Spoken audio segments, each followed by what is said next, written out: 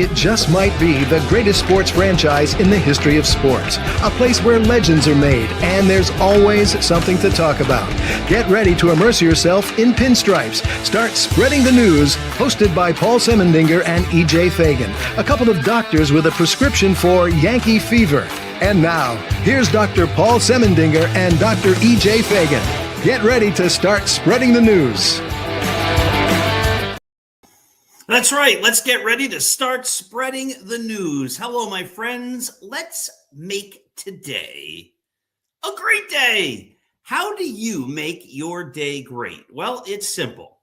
You look for the good, you find the good, and you cherish it in your heart. When we find the good and cherish it in our hearts, we can't help but have great days. But sometimes people say, I can't find any good. There is no good to find. Well, then, my friends, I encourage you to do something nice. Make good yourself, and then there will be good. Once you find the good and you cherish it in your heart, spread it, give it away, be generous with kindness and happiness and love. Remember, when we give love, it comes back to us in greater amounts than we ever gave. Today, we are going to talk about the great Yankees start. They are 7-2. You really can't ask for more. 9 games, 7 wins. Let's go Yankees. But before we get to the Yankees, let's remind everyone that this great program is brought to you by Artemisia Publishing. Artemisia is a traditional publisher located in New Mexico in the good old USA. They publish a wide selection of books in a multitude of genres. They have so many award-winning books that they have published that you can't even count them all. I mean, maybe you can if you spent a lot of time, but there are a lot. So many, it's almost impossible to count. And among the great books they have published, of course, includes The Least Among Them, written by me. Roy White's From Compton to the Bronx, written with me. The highly motivational 365.2. The brand new Greatest New York Yankees by Uniform Number. And the greatest novel ever written, Scattering the Ashes.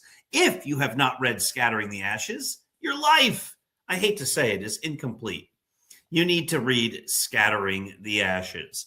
So I'm not with EJ tonight because as I record this, I'm not home. And I'm going to be traveling and getting home. So rather than trying to work that all out with EJ, I said, let me just record the show myself. Remember, go to apbooks.net. And remember that you can find tons of Yankees content on startspreadingthenews.blog. We put up brand new articles every single day at 6 a.m., 10 a.m., and 2 p.m. Plus, there are game threads for every single game. Come to Start Spreading the News. Join in the chatter about the games. Read the great articles. There isn't a better Yankees site out there. We've actually been doing this since 2017. You think about the amount of articles that we have published. Amazing. And we have a fine staff of great writers. Of course, many articles written, of course, by myself as well.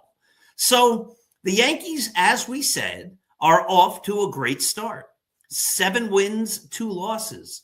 Their 2 losses were both close, too. They lost their 4th game of the year by the score of 2-1. And then they lost yesterday by the score of 7-6.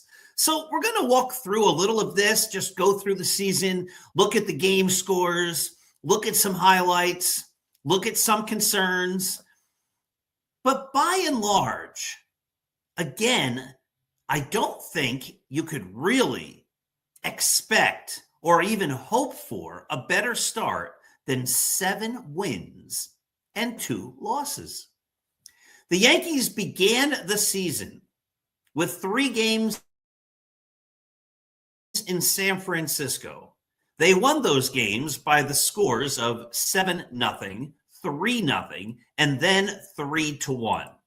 Imagine starting the season and giving up only one run. That's amazing. And that is the hope of this Yankee team.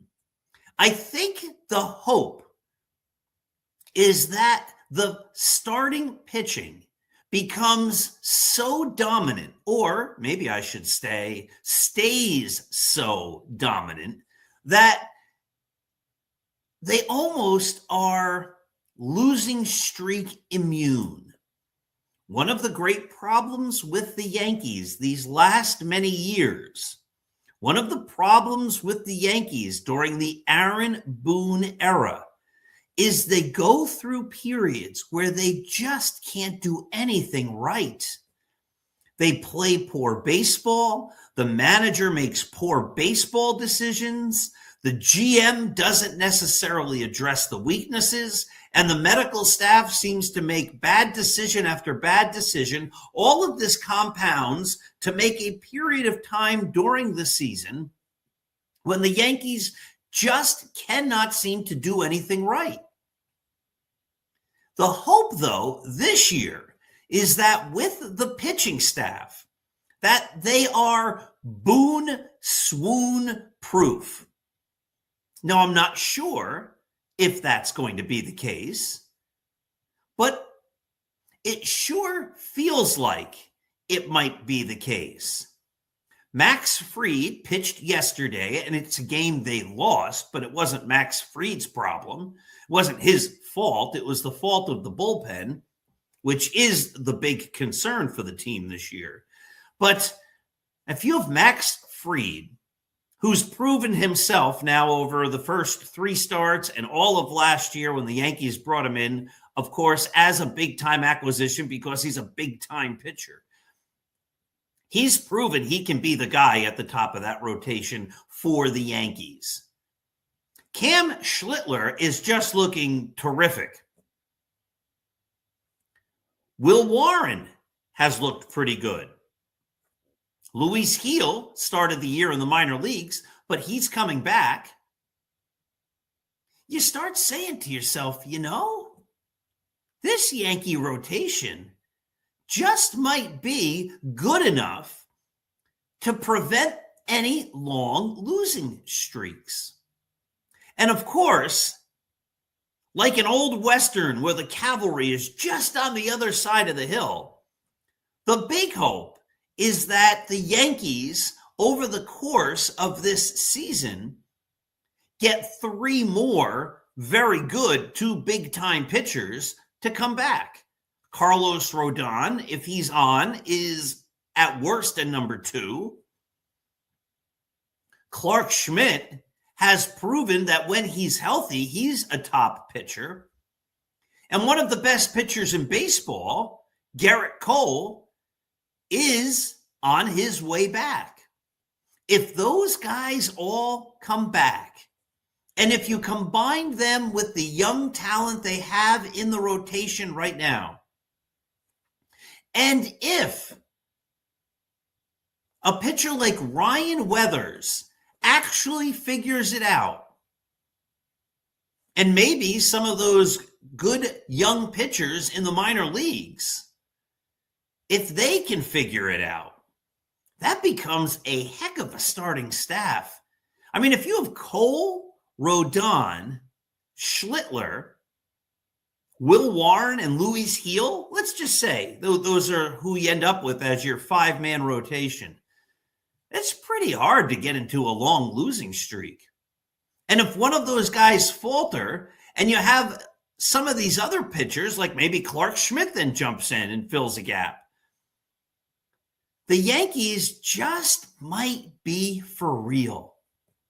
Now, when they lost yesterday, they lost the final game against the Miami Marlins. They lost 7-6 to drop their record to 7-2. They lost because the bullpen, which one of Aaron Boone's concerns about Aaron Boone, one of his faults, one of the worries people have with Aaron Boone as the manager, is that he overuses his bullpen and they get worn out. This is nothing new. And the bullpen in the 9th game of the year was worn out yesterday. And they couldn't go to some of their top pitchers. And because they couldn't go to some of their top pitchers, they had to go to their secondary relievers. And their secondary relievers could not hold a lead. The frustrating thing was they couldn't throw strikes. Jake Bird came in and pitched like he did last year after they acquired him and was just all over the place. And, you know, if you can't throw strikes, when you finally throw a strike, it's usually very hittable. And that's what happened. And the Yankees fell behind. They mounted a rally. They had the tying and winning runs on base in the bottom of the 9th, but they fell short. I did think that it was interesting. The only lefty batter they had left at the end of the game yesterday was J.C. Escarra, who doesn't have a hit this year. And he didn't hit last year. I don't think most people see J.C. Escarra as a threat with the bat, and yet they sent him up in a game-winning situation, 2 on, 2 out, bottom of the 9th, down by a run, and he struck out. Now, he was a left-handed batter, and it was a right-handed pitcher, but the Yankees still had some right-handed bats on the bench. And, you know, sometimes you say, well, you got to keep it lefty-righty, and that kind of thing. And I get it. You want to play the percentages, but if you're going to a guy who's not really known for hitting, it's a stretch to say, yeah, let's go to this guy and hope he delivers the game-winning or the game-tying hit. Oh, but again, not much to complain about. The team is 7-2. And while a lot of the players at the bottom of the lineup aren't really hitting, in fact, up and down the lineup, a lot of guys aren't hitting, the Yankees are still getting by and scoring runs. I mean, they had 6 yesterday, 9 the day before, 8 the day before, 5 before that, 5 before that. Then they lost that game 2-1. And in the 3 games before that, they scored 7, 3, and 3 runs. Now, I'd say 3 isn't the greatest, but 9 games in, you have a game where you've scored 7. You have 2 games where you've scored 5. You have a game where you've scored 6. You have a game where you've scored 8. And you have a game where you've scored 9. Those are good numbers. And again, let me just go back here. I'm looking at Baseball Reference here. Let me just go back to the Yankees statistics. They are updated on Baseball Reference. I mean, look at these guys. Austin Wells is batting $167. That's not good. Jazz Chisholm's hitting $194. That's not good. Jose Caballero's hitting $129. That's not good. Ryan McMahon is hitting $0.87. That's not good. Trent Grisham is hitting $172. Oh my goodness. How many guys on that team aren't hitting at all? That's a lot. Your catcher, your second baseman, your shortstop, your third baseman, and your center fielder. Aaron Judge hitting only $250. Not terrible. Cody Bellinger hitting only $267. Not terrible.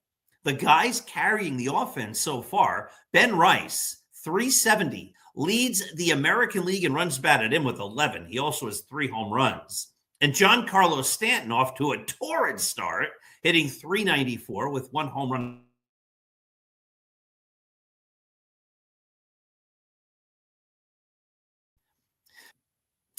Boy.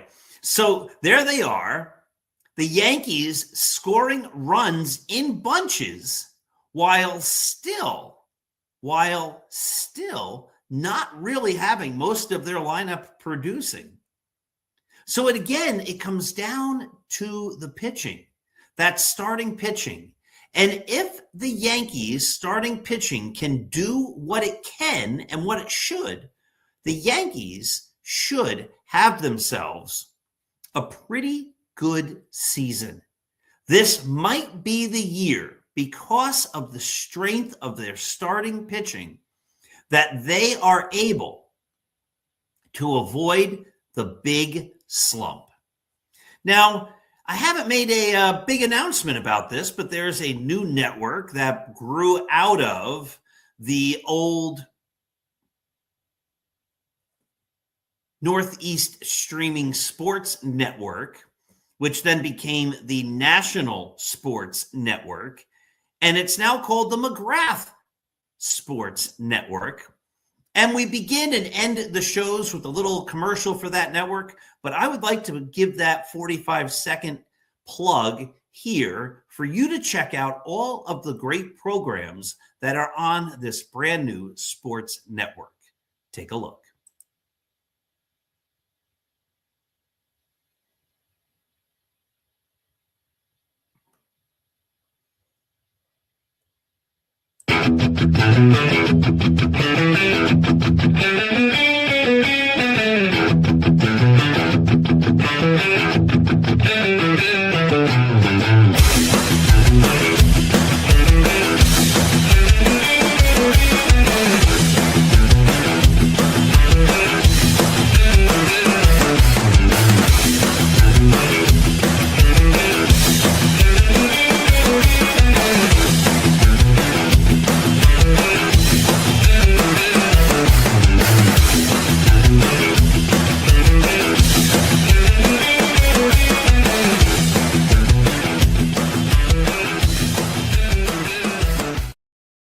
All right, so that is the McGrath Podcast Network.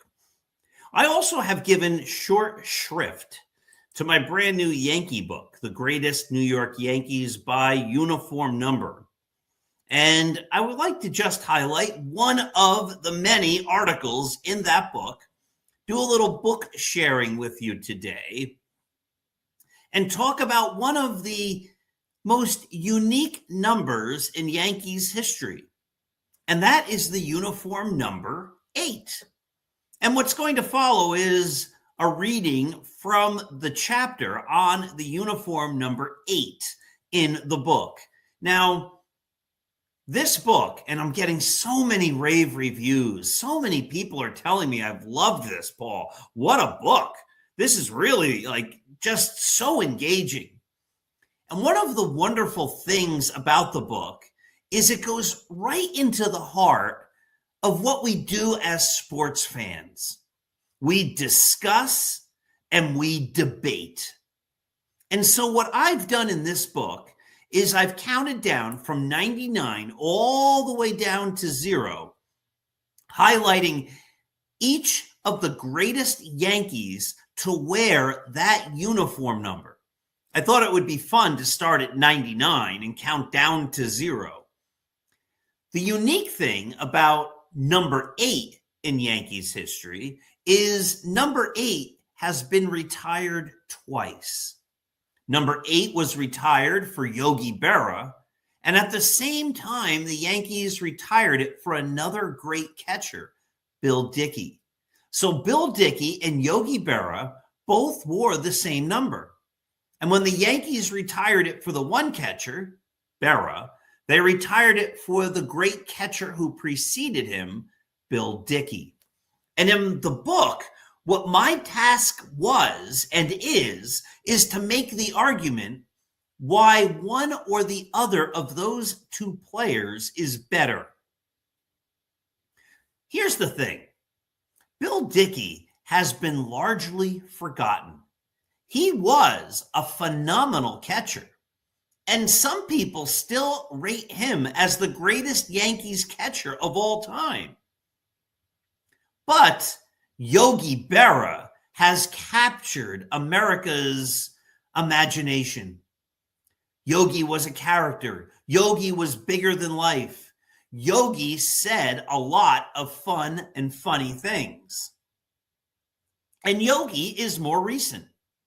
So when I talk to people about the book and I mention Bill Dickey and Yogi Berra, a lot of people say, well, the greatest Yankee catcher was obviously Berra. And they say that not knowing how great Bill Dickey was. So again, my task then is to determine, using evidence, which of those two catchers was actually the greatest Yankee while wearing number 8. And so what I'd like to do is just read a little of the book, the chapter on uniform number 8. Only 5 Yankees wore number 8. 4 of those 5 were catchers: Johnny Grabowski, Bill Dickey, Aaron Robinson, and Yogi Berra. The only non-Yankee to wear uniform number 8 was outfielder Johnny Lindell. Now, if we had time, and maybe we'll do this someday, Johnny Lindell is one of these guys who's been largely forgotten. He played mostly in the 1940s.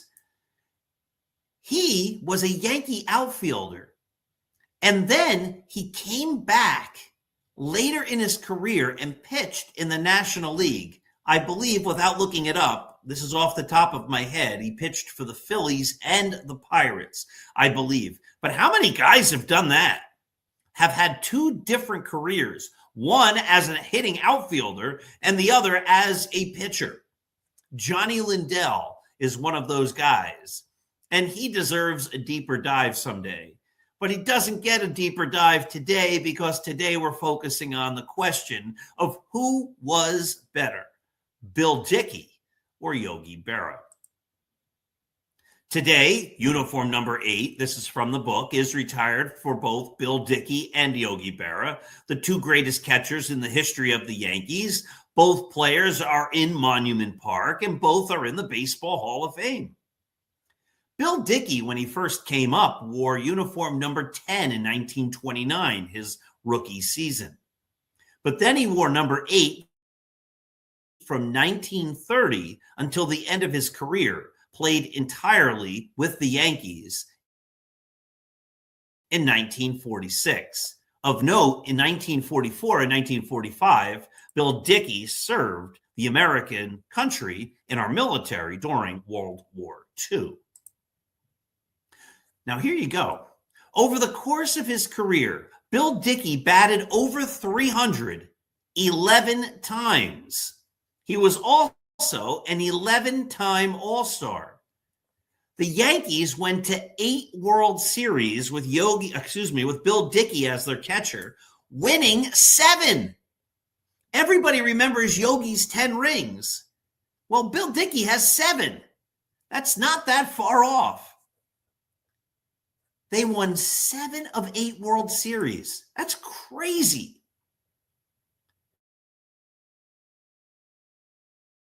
For his career, Bill Dickey batted .313. He had 202 home runs and 1,209 runs batted in. Bill Dickey's batting average of .313 is the 5th highest in the history of the New York Yankees. Drawing a picture here, right? Bill Dickey was a great, great baseball player, and it's a shame that he's been largely forgotten and overshadowed. Over the course of his career, Bill Dickey earned 56.4 WAR. Now, the catcher who succeeded him, who Bill Dickey actually helped become a great catcher, was Yogi Berra. And Yogi Berra was the Yankees catcher from 1946 to 1963. Of note, in 1944 and 1945, before he became a big leaguer, Yogi Berra served in the war effort. Yogi Berra actually served at D-Day during the Allied invasion of Europe on June 6, 1944. Yogi was there. That's amazing. Yogi wore uniform number 8 until the end of his career, after first wearing uniform numbers 38 and 35. Now, Berra was an 18-time All-Star, the second highest in Yankees history. The only Yankee who has been or was to more All-Star games was Mickey Mantle, who had 20. Yogi Berra won 3 American League MVP awards. And Berra's team went to 14 World Series. And as we said, he was a world champion 10 times. No player has ever been on more World Series winning teams than Yogi Berra. As a Yankee, Berra batted .285 with 358 home runs and 1,430 RBIs. When he retired, no catcher had ever hit more home runs than Yogi, and Yogi's lifetime WAR as a Yankee was 59.7. Now, a quick note, some of these numbers, like OPS plus, which I haven't mentioned yet, in WAR, actually get normalized over time. So one of the great, I wouldn't call it a frustration, but it was kind of frustrating, was I had the book ready to go a year ago, before the 2025 season. And we decided that we would hold it off till this year to include the 2025 season with all the statistics and the history and different players and more uniform numbers and more things to discuss and write about. All of that was good and great and wonderful. But one of the great frustrations was I had to wait till 2025 ended to do the big revision to get the book ready for its 2026 release. And I had to revisit all of the statistics. Now, the counting stats I had right, those are easy. That's not really ever going to change. But some of the numbers, like WAR, get normalized and they get recalculated. At least on Baseball Reference, they do. And the numbers are different from certain times to certain times. I guess at the end of each season, they recalculate and renormalize some of these things.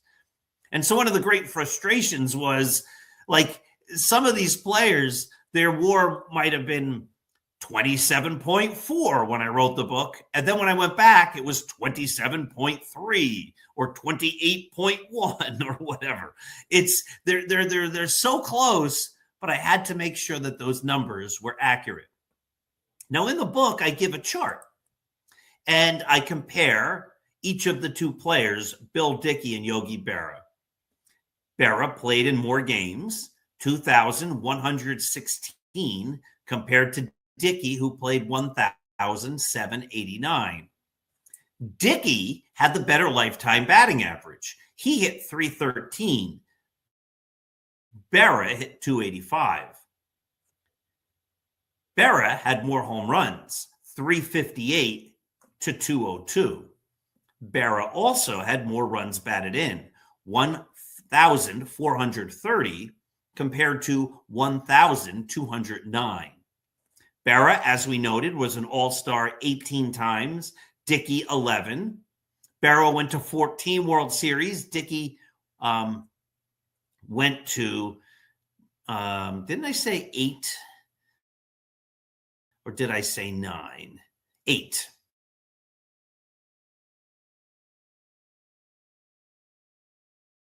Very similar. Berra's WAR, 59.7. Dickey's WAR was 56.4. That's closer than a lot of people might think. OPS plus, Bill Dickey actually was slightly higher than Yogi Berra. Dickey's OPS plus was 127 compared to Berra's 125. Now, statistically, that's even. Over time, normalized over thousands of games, 127 and 125 is basically the same number. But I share all this just, again, to illustrate what a great player Bill Dickey was. It's not a slam dunk that Yogi was actually better. This is the way I conclude the article. It seems that in almost every case, as great as Bill Dickey was, Yogi Berra was slightly better. Bill Dickey was the starting catcher on the Yankees from 1936 to 1939 on a team that won 4 consecutive World Series. But Yogi was the starting catcher on the teams from 1949 to 1953 when the Yankees won 5 World Series. In the end, the greatest Yankee in uniform number 8 was Yogi Berra. All right, let's do a little preview then of what's coming.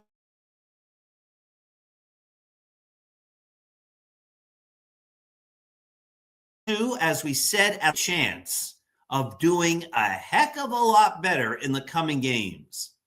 Their next 3 games, Tuesday, Wednesday, and Thursday, are home against the Athletics. Would it be a surprise if the Yankees won all 3? I don't think it would be.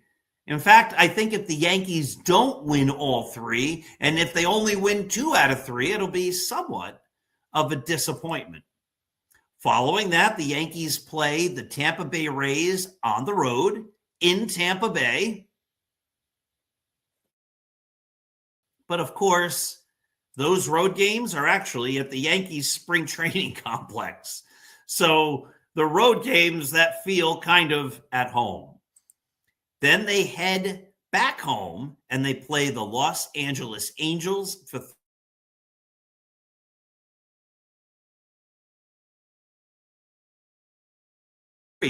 before heading to Boston against the Red Sox. Those 3 games in Boston will be April 21, April 22, and April 23. Now, the Red Sox are off to a horrific start, and they're starting to already hear it. And that could be a pivotal series early in the year for both teams. If the Yankees, who don't necessarily have a tough schedule heading before those games in Boston, if the Yankees continue to roll and keep winning 7 out of every 9 games or 6 out of every 9 games even, oh my goodness, they could build up a substantial early season cushion that even if they have the swoon, may make it so that the swoon doesn't necessarily destroy their whole year. But I'm going to stay confident. I'm going to stay confident and say, you know what? The way they look, absent of the bullpen, the way they look right now makes me say that they just might be good enough to run this thing from start to finish and have a great year. I reserve the right to be disappointed because the Yankees disappoint me year in and year out. It's kind of what they do. But after 9 games, I'm going to remain cautiously and hopefully optimistic. All right, little truncated this afternoon, this evening when you're watching it. Thank you for watching. This has been the Start Spreading the News podcast and the Dr. Sem Yankee Show. Again, next Monday night, I should be live with EJ. Everything should be back to normal, back to regular routines. Catch the Dr. Sem Yankee Show also on Saturday mornings at 7 a.m. Thank you for watching.